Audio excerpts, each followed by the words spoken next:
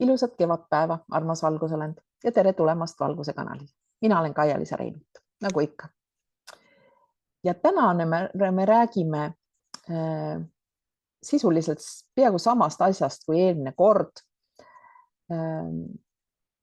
aga natukene teisest vaatenurgast, sest eelmine kord me rääkisime rahust, rahuseisundist. Ja soovitus on siis veel kord kokkuvõtvalt see, et ära lase sellel filmil, mida me enda ümber näeme, sest teatavasti meie maailm on hologramm. Ära lase end sellesse filmi kaasa haarata. Lihtsalt jää sellisesse vaatleja seisundisse ja ära tõmba seda, ära absorbeeri seda endasse. Ja lihtsalt astu tagasi, kui sul on vaja hinge tõmmata. Ja selles olukorras leia oma nullpunkt. Sest nii-öelda pikemas perspektiivis inimkonna kogu ajaloo miljonite aastate jooksul toimunud ajaloo vältel see hullus on läbi enne, kui see algas. Et see saab väga kiiresti läbi. Sest me vaatame praegu ju pealt maailma puhastamisprotsessi ja paljastamisprotsessi. Ja see, mis me näeme väljaspoolt, see ei ole see, et maailm läheb hullemaks. Maailm lihtsalt paljastub.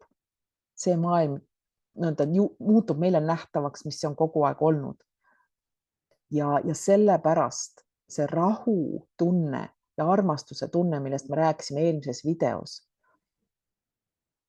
on tõepoolest lahenduseks.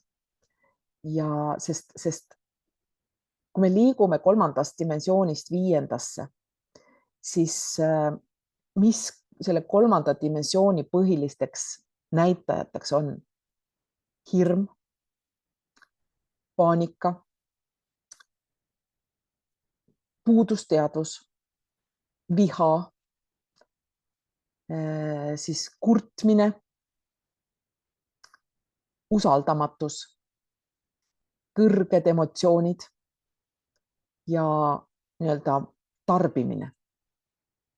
Siis vaheetapis 4. dimensioonis, seal tuleb nende asjade kõrvale või asemele lootus, peegeldumine või peegeldamine, siis enesesse vaatamine, kontrolli vabastamine, siis hea ja halva nägemine, enesemotivatsioon ja ka konspiratsiooniteooriate omaksvõtmine või nägemine või ütleme mõistmine.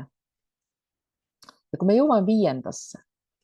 siis selleks nende märksõnadeks või selliseks seisundiks võib-olla on usaldus, võime praegusesse hetke keskenduda. Alistumine või loobumine ehk siis loobumine võitlemisest, loobumine nii-öelda hambad ristis tegutsemisest. Sinna alla käib empaatia, sinna alla käib tänulikkus, võime tunda tänulikkust kõige eest, ka negatiivsete asjade eest, sest see on juba kõrgem pilotaaž. Mis viga on tunda tänulikkust heade asjade eest? See ei ole mingisugune ju meisterlikkus, vaid meisterlikkus on tunda tänulikkust kõige eest, ka negatiivse eest ja näha neid, nii-öelda tunda tänulikkust nende õppetundide eest, mida see asi on nii-öelda sulle andnud. Siis 5. dimensioon on kindlasti teiste aitamine, teiste teenimine. Sinna alla kuulub adaptatsioon või eesti keeles kohanemine.